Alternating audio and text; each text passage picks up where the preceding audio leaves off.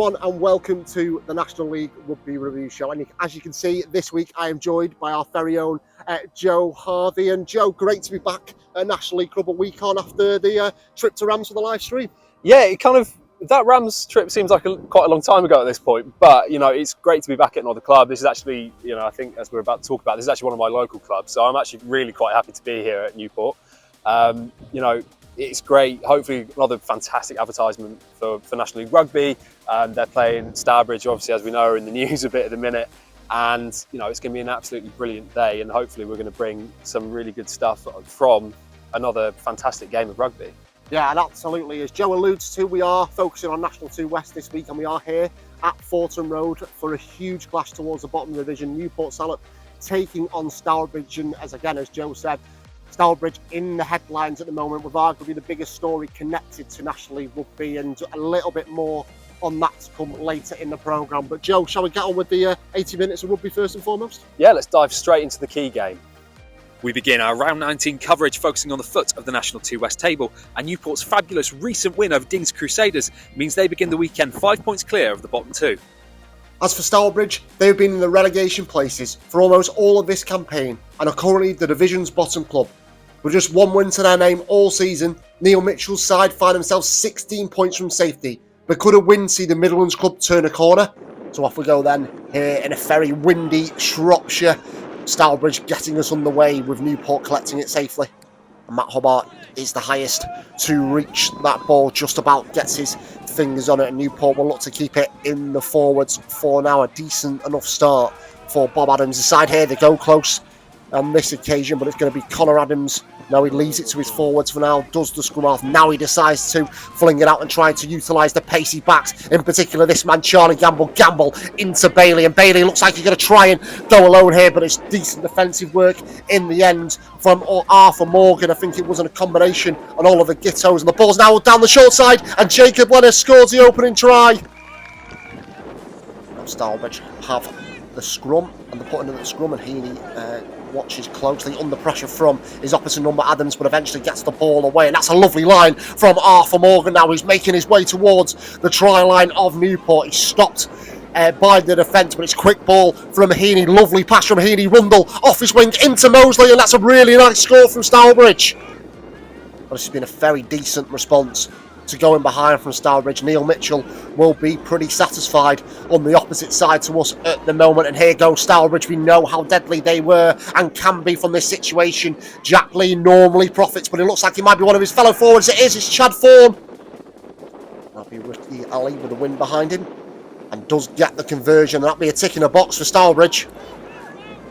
Is Kent now for Newport. Lovely line from Finlay Barnes, and there's an even better run by Barnes, and he's going to go alone here. No, he's not. He's found Kent again. Lovely interchange from the Newport back rowers. What did he do now? Adams flings it to his half-back partner to Castledine, and now they truck it forward again, Newport.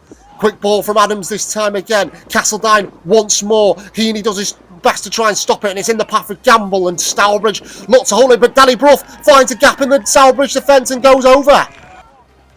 And it'll be Leonard from the tee to make things all square. He does do that at Forton Road, 12 all. Now it's actually back for Stourbridge, but the ball's lost, and it's going to be Jacob Leonard who's going to go unchallenged under the sticks, and that is a big blow to Stourbridge before half-time. No mistake for Leonard. Newport lead at the break. And you may have noticed Stourbridge has changed from their pink kit to the traditional blue and white in the second half. Will it change their fortunes at all? They're going close here though, and it's going to be Jack Lee who does dot down for Stourbridge, and it's Ali who levels things up again from the tee. After a scrappy start to the second half, Newport composed themselves, and when Stourbridge's Ashley Beck was shown a yellow card, Chris Taylor took advantage to give Newport a 24-19 lead. So 6 minutes to go here at Forton Road. 5 points separated the side, with the bonus point already recorded for Newport. And here's Perry out the back. That looked like a knock-on, but the referee's way play on. And it's Leonard who's going to find Brough for his second try. And Brough will run it in. Stourbridge won't be happy, but it's a try for Newport. That'll be Leonard to add the extras. And it's now 31-19 to Newport. Can Stourbridge leave Newport with 2 points here? Here's Beck. Lovely double by Ashley Beck. And the centre's going to find Dan Rundle out wide. And Dan Rundle will score. But it's defeat for Stourbridge and it's victory for Newport. I thought the win's imperative for us this time of season where we are, in the league. I thought it was a scrappy game at times. We manufactured a couple of nice tries, but all in all, it was a bit of a scrappy local derby. Yeah, for the first time, we've actually got 2 wins on the bounce. It gives the lads great confidence, like Bob said. Scrappy game to start with, but we've dug out and we've got a really good win there. It's a tough away fixture next week. We know how important that was today. Yeah, I think what we've discussed as a team together, with today's fixture, we've got 6 home games left out of 9, and we feel as though our home form is imperative. It's not an easy place to come up to North Shropshire and play the rugby, especially for some teams for the first time. So we're pleased with today's win. Lots of things still for us to work on, but a local derby victory, and we move into a very tough fixture, as Connor's just said, next week at Exeter. As mentioned at the top of the show, Stourbridge have been in the rugby spotlight over the last couple of weeks, following the decision of Worcester Warriors' owners, Atlas, to withdraw their application to be in the Championship next season. Reports have suggested Atlas want to merge with Stourbridge, and Stourbridge Director Rugby Neil Mitchell gave us an update on the situation. Well, there hasn't a lot changed really since we last spoke. At the moment, in fact, this afternoon, I think 1 o'clock, I think it's probably already started. I know Atlas are making an announcement to a lot of Warriors. I think there's 500 plus Warriors supporters going 6 ways in relation to what their side of things are going forward. And I say nothing's really changed on our end in that we need to meet with Atlas. We've had the initial consultations. We've looked at the possibilities of that symbiotic relationship developing. But again, that's a long way off. We need to see. The key thing is this: is if there's a commercial vehicle in relation to our first team, then there has to be a kickback. There has to be a payback, which is substantial for our club, for our members. And that's the key thing: is to keep the identity of Stourbridge Rugby Club, which is first and foremost a club that's been around since 1876. And ensure that the infrastructure of our club is compensated. Now you could say, sorry, you sold to the devil, or we're not. We're in a position at the moment, I've said again and again, about where we are as a club. People have said to me the last few weeks that you've got clubs that are local to you, like DK and Old Hales, who are doing really well in the leagues and potentially winning respectively within 4 miles of where we are. But the difference is this is national leagues, and one of the key things we've highlighted as a club is our feeder. Our demographics not great. None of our senior schools, apart from Old Swinford, play rugby. So we need to address that. That's not a quick fix. It's something we need to establish and get established over a matter of years. So that's why we looked at this. How do we go forward as a club? We've got great facilities. We'd probably champion any national one, or even potentially a championship club at our facilities. But at the moment, we're not in a good place, and we need to address that. This was an opportunity to do that.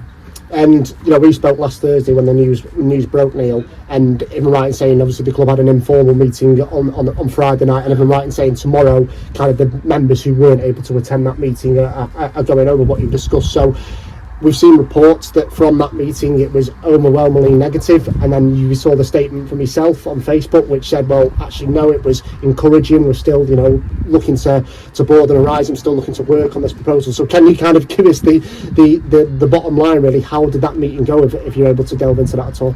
Well, yeah, I mean, overall it was an opportunity to just we did a PowerPoint, explain what the situation is. We talked about the myths first and foremost that have come out in the last 2 or 3 days in relation to the fact we were going to play it 6 ways, that we're going to be called the club is going to be called 6 ways. That was not the case. So we explained that was said, or whether it was misconstrued, I think it was actually quoted from Jim O'Toole. But that's not what we've agreed. We've not agreed to any of that. This is in its infancy, and this is a case of speaking to the club, saying, look, we've got a potential sponsorship here.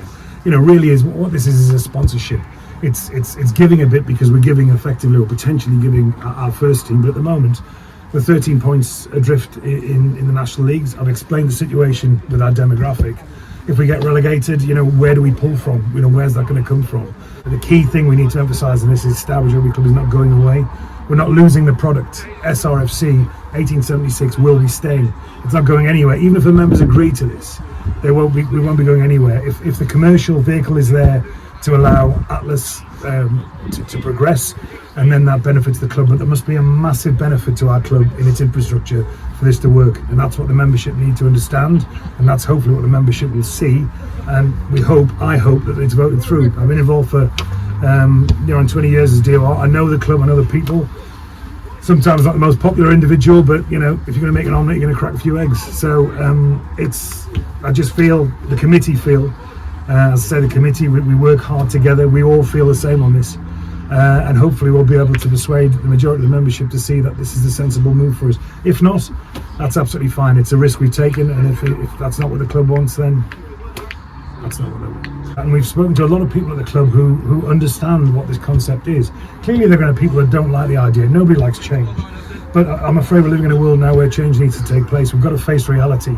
And again, having my involvement, at the coalface at Rugby for, best part of 3 decades, I understand how the game's changed, how it's evolved. And I think the change needs to take place. That's my opinion. That's right, yeah. And I've got people who support that opinion. Some people don't, clearly. And there are people in the club who are absolutely dead against this.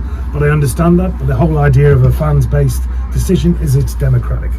It's a democratic decision. And if the club want to do it, we're all in. If the club decide not to do it, then we've tried. People have got questions. We've seen it on social media. People have got doubts. Integrity, has come into question, which I think is so unfair. But there's no response on social media.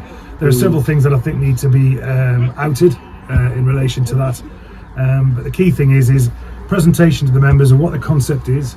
Then we'll be getting a consultative group together from all areas of the club and stakeholders. So there'll be businessmen involved in that, plus what I would call stakeholders in the club, in order to ensure that we're doing the right thing. And then we present Atlas with almost a fait accompli. This is what you're looking at. This is what we want. Okay. If we can't meet that, or we can't negotiate that decision, then the deal's off the table and we continue doing what we're doing. We've lost nothing. Yes, it's been highlighted in the media and social media, and it's obviously ruffled a few feathers, but this is where we are. So I say nothing lost for the club. It's an opportunity to get sponsorship and commercial investment into something that is not in a particularly good place at the moment. And if it works, brilliant. If it doesn't, the members will decide. Many thanks to Neil Mitchell for his time there, and any further and significant updates will be communicated via Neil and Stourbridge Rugby on their website and social media channels. Right, let's get back to the action now, Joe, and we'll start at National 1. Yeah, we're going to be starting National 1, where bottom of the table Hull host Plymouth Albion. Plymouth Albion took the 690-mile round trip to Yorkshire, and the long voyage certainly seemed worthwhile as they wrapped up the bonus point inside 18 minutes against Hull. And Setareki Raumakita scored a brace, while Jack Alton and Carl Spear also got in on the act in a ruthless opening quarter. There was some first-half joy for Hull as scrum half Rob Watts was able to touch down, but 3 more tries in the second period from Harry Wilkinson, Angus Hodges and Alton rubber-stamped Albion's 3rd win in a row. Both Chinnor and Taunton are aiming to retain their status in National 1 this season, but it was the Titans who secured a potentially crucial win at Kingsley Road. Tony Yapp's side began the afternoon in the relegation places and made their intentions clear in the first half as Emmanuel Faye-Waboso, Brett Harvey and Alex Rodd all crossed to claim the bonus point. Sam Pryor scored twice after the break, with Jay Toogood also finding his way over as Taunton recorded their first away win since October. As for Chinnor, they once again kept fighting until the end, and the endeavour of Jason Worrell and Josh Hodgson saw them secure a try bonus point. With Taunton picking up a victory, table rivals Esher would have been seeking a positive result against promotion challengers Sale FC, but the away side showed their class in Surrey. Nick Gray and Fergus Mulcrone gave the Dogs a 14-0 lead before Tom Walsh added to their tally. Dan Rowland had scored twice in the first half for Esher, and he grabbed his hat-trick in the second period to make it 28-20. But despite the hosts claiming a try bonus point later on in the contest, Josh Brown, Sean Street, Walsh and Mulcrone made sure Sale headed back to the northwest with a maximum. That result for Sale keeps them firmly in the title race conversation, but it's league leaders Rams RFC who continue to set the pace after they overcame the hurdle of Rosslyn Park. Yellow cards shown to Henry Robinson and Harry Ledger were punished by Rams as Connor Hayhow and Axel Calling-Smith gave the table toppers a 19-3 lead. Cameron Zeiss did respond for the 4th place visitors, but the second half belonged to Rams as Zach Clow, Max Heyman, Ellis Jones and Calling-Smith secured a 6th win in a row for Seb Reynolds' side. As things stand in National 1, 3 teams are set to be relegated, meaning Darlington, Mowden Park and Birmingham Moseley were looking to distance themselves from any trouble when the two sides met in the North East. And it was the hosts who dominated the scoreboard in the first period, with Ben Franklin adding to his double last week with another brace in round 19. Louis Johnson landed a penalty for DMP to give them a 22-7 lead, but the response in the final 10 minutes from Birmingham Moseley could be crucial come the end of the season. The visitors scored tries through Anthony Agodo and Oliver Alsop, and Moseley could have completed a stunning fight back, but Dan Lewis' long-range penalty drifted wide. One of the teams behind DMP and Moseley are Leeds Tykes, but despite John Callard's side currently occupying a place in the bottom 3, they pushed Bishop Stortford all the way at Silverlees. Josh Morris had given the home side the lead, but a brace either side of half-time from Rhys Williams made it 14-5 to the Yorkshire club. As we've seen on a few occasions this season, Stortford like to leave it late, and that is exactly what happened once again. Josh Stannard went over before Will Roberts finally penetrated the Stern Tykes defence to score a converted try and break Leeds' hearts. And finally, we return to the race for promotion as second place Cambridge travelled to Cinderford. The hosts had already beaten title challengers Rams and Sale FC at Dockham Road, but Cambridge were determined not to suffer the same fate, as a try from Tom Hoppy and 2 from Matt Hemmer saw them lead 17-0 after half an hour. All the points in the second period were scored by Cinderford as George Angel and George Porter dotted down, but their unbeaten home record came to an end as the Blood and Sand saw out the win. With the return of a full complement of fixtures, National 1 delivered once again as this intriguing season rattles on. Rams' bonus point success means they're now 7 points clear after Cambridge failed to gain a maximum against Cinderford. Sale FC's win at Esher means they're now just a point off second. A losing bonus for Leeds Tykes keeps them in touch with the sides above them, but it was Taunton's victory which feels the most significant, as they are now 2 points behind Esher. DMP's win over Birmingham Moseley means there are only 10 points separating 8th and 12th place. And now that's all from National 1. Chris, what's going on in National 2 North? Well, we start in National 2 North as we did in National 1 on Humberside, with Hull Ionians taking on Sheffield. We start at Branston Park, where Hull Ionians were looking to bounce back from last week's defeat at the hands of Rotherham Titans. Heading towards the break, Sheffield were nipping at their heels thanks to tries from Elliot Fisher and William Smith, but the eyes turned the game in their favour. 4 tries, including one from the excellent Lewis Minican, saw the hosts march out to a seemingly unassailable lead as their defence held firm against the men from the Steel City. However, in the last 5 minutes, Sheffield hit back with 3 late tries to secure a bonus point. After defeating Bladenhare 2 weeks ago, Harrogate were looking to make it back-to-back wins at Rudding Lane, and that's exactly what they did. The boot of Rory Nabe was crucial, and a try 6 minutes from time from Sam Brady made it 2 wins from the last 3 games to Gate to boost their survival hopes. Things had started favourably for visitors Sheffield Tigers, who were searching for their first win in February, as fly-half Will Baker scored and converted his try to give the Tigers the lead at half, but in the end, Harrogate prevailed. Speaking of Harrogate, their win over Sheffield Tigers meant Preston Grasshoppers needed to respond against Otley. That was easier said than done though, as the away side began the day 3rd in the table and on a 10-game winning run. However, Tyler Spencer's try on 41 minutes saw the Hoppers spring into action before Will Hunt capped off an afternoon to remember. His try drew Preston level before he kicked the winning penalty at the death to secure a welcome boost for the Lancashire outfit in their battle to beat the drop. The focus now shifts from the bottom to the top of the table, with title chasing Fylde away at Wharfdale. Despite the second place side picking up 3 yellow cards in this game and having David Fairbrother sent off 9 minutes from the end, the visitors managed to carve out a bonus point victory. Fairbrother and Corey Bowker went over in the first half of Fylde before Cole Potts and Connor Wilson added tries in the second period as Chris Breers and Alex Loney's troops continued to keep pace with the league leaders. With Fylde picking up that bonus point win, the pressure shifted back to tabletoppers Sedgley Park as they looked to continue their red-hot unbeaten form. By the break, Rotherham held the advantage and rattled the league leaders, but Sedgley Park managed to find a way as 2 from Reece Henderson and a try apiece from Andy Riley and Danny Mayer secured their 18th successive win. The only sour note for the Tigers was a serious ankle injury to flanker Connor James. Everyone at National League Rugby wishes Connor a speedy recovery. Back to the bottom of the table, Blaydon were looking to build on last week's win over Tynedale when they welcomed Huddersfield to the north-east, and the hosts started well. Sam Stewart's boys led 10-5 at the break thanks to tries from Ethan Clark and Darren Fern. But Finn Stewart spearheaded the Huddersfield comeback, scoring a hat-trick of tries as Gareth Lewis's side returned to winning ways. As for Blaydon, they still managed to collect a bonus point though, through the boot of Zach Thompson in their quest to try and stay up in National 2 North. Finally, we see Chester host Tynedale, and we've saved the best till last, as fans at Hare Lane were kept right on the edge of their seat until the final whistle.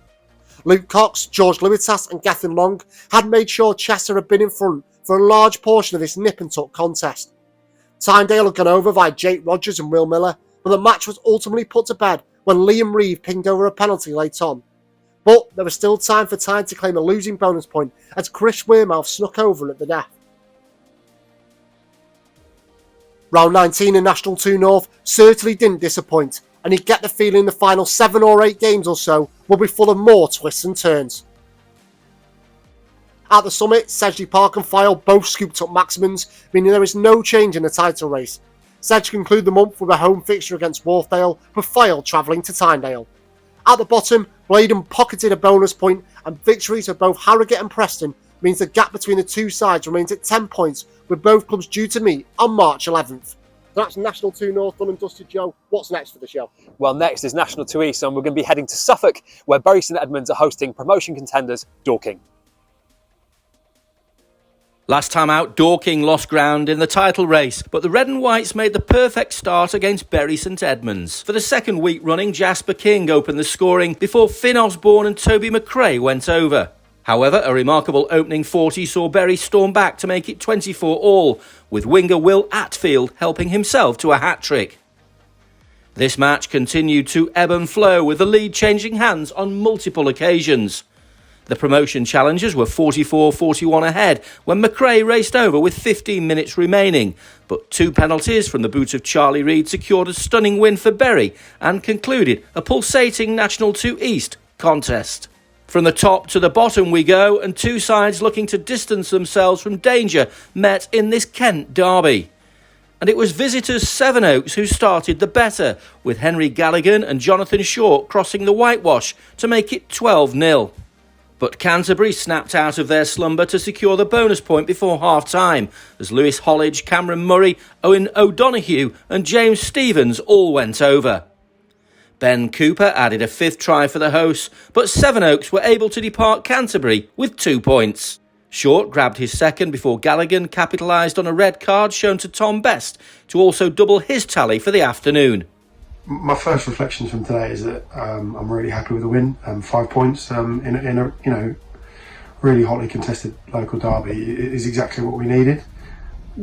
Our start wasn't obviously what we would have wanted, and conceding 2 early tries, and the manner of those, I think, slight defensive sort of errors from us. Let Sevenoaks sort of score nice and early, and taking that 14-point lead obviously gave us a lot of work to do, but I was really happy to see the way the lads solved the problem and came back strong and scoring 4 tries in that first half. It is something that, I think they should be proud of. With Dorking only managing 2 points from their visit to Bury St Edmunds, there was a chance for league leaders Blackheath to press home their advantage when they faced Guernsey Raiders. But James Shanahan's side were made to work hard for their 9th win in a row as Dominic Rice touched down to give the host the lead. However, man of the match Archie Holland was able to steer Blackheath to victory thanks to his 2 tries and a solid performance in the set piece. Following 5 wins from their last 6 games, Henley were looking to build on that sequence against bottom of the table Westcliff. The Hawks led 14-6 at Dry Lees, with Sam Lunnan marking his 100th appearance for the club with an early score. But the hosts then put their foot on the throttle to score 9 further tries. Lunnan, George Wood and Morgan McRae all recorded 2 tries apiece in a blistering display from Nigel Dudding's side. Westcliff did conclude another tough day at the office with James Smith going over, but the trapdoor is unfortunately closing in on the Essex outfit. There is still plenty to play for North Walsham in the National 2 East relegation battle, and their fighting spirit was certainly on display against Tunbridge Judeans. TJs held a narrow 4-point lead at the break, with Will Coderick and Josh Grucock touching down, while the hosts kept in touch via the boot of Matt Hodgson. And with 15 minutes left, North Walsham were able to secure a bonus point when Matt Masundi went over, meaning James Knight's side have now picked up 6 points from their last 3 games. We finish with 2 matches affecting both ends of the table, and we start with Old Albanian hosting third-placed Worthing Raiders. Last time out, the Raiders beat promotion candidates Dorking in a tight contest, and that pattern seemed to be repeating itself against OAs, with both sides scoring twice in the first half. With 20 minutes remaining, OAs were 25-19 ahead, with Tom Wilton getting on the scoresheet, but Worthing, as they did last week, had the final say, as Rob Yore and James Forrest secured the victory. Rochford 100 entertained Barnes, knowing a positive result could create some more daylight between themselves and the bottom 2. But what played out in Essex was the complete opposite. The informed Alex March ran in a hat-trick of tries, as Barnes completely blew away their hosts in an 11-try victory. Injury hit Rochford could do nothing to halt the waves and waves of pressure, as Barnes led 33-0 at the break. But the visitors continued to be ruthless after the interval. Ryan Nixon scored twice over the course of the afternoon, with 6 further try scorers also getting in on the act. 60 tries and 430 points were scored in National 2 East this weekend, with entertainment on show across the board. League leaders Blackheath extended their winning run to 9 matches, and they're still firmly in the driving seat at the top, while Dorking's defeat at Bury St Edmunds means Worthing are up to second and 12 points off the summit. Canterbury's win over Sevenoaks mean they're now 14 points clear of the relegation zone, while North Walsham's bonus point against Tunbridge Judians, combined with Rochford's 100's loss, means they're now just 2 points from safety. And now we've come full circle, and Chris, we're going to be heading to National 2 West. We do indeed, Joe, and we start our wrap-up on Mortimer Park as Luctonians host Loughborough students.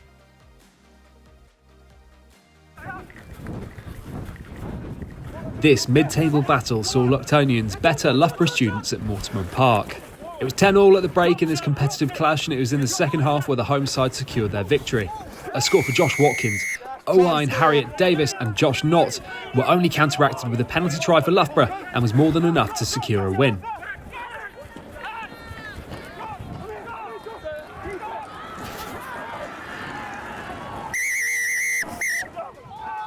Ben Poynton's stunning score for Hinckley was ultimately the deciding factor in East Midlanders' win over Exeter University. Hinckley opened the scoring with a quick-fire double as Dale Bowyer and Mitchell Lamb went over the whitewash, while Exeter responded through Tom Roberts. To guarantee the win, Sam Greening went over for the hosts before Poynton's score, and although Exeter did score again through Ronan Kelly, it was ultimately a consolation.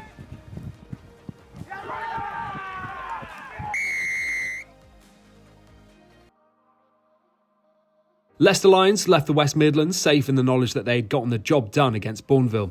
Starting the clash quickly with a converted James Stubbs score, things would be level at the break thanks to Michael Ho's try. Bourneville will not strike again in the game as George Watkins and Alex Wilkinson, along with a penalty try, meant that the bonus point win went the way of the league leaders.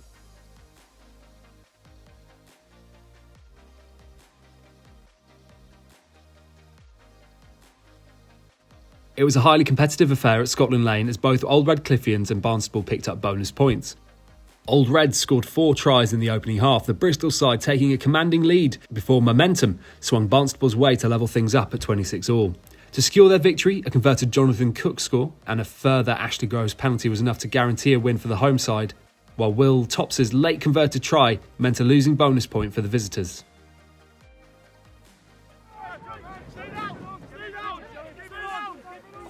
It took a second half onslaught from Dings Crusaders to see them pick up a handsome victory over Red Ruth. It was the visiting side that led for much of the first half after a bright start, where Richard Brown bagged a double and Sean Buzzer crossed the try line once. Drawing things level before the break, Dings registered 5 unanswered tries to continue their push at the top of the National 2 West table.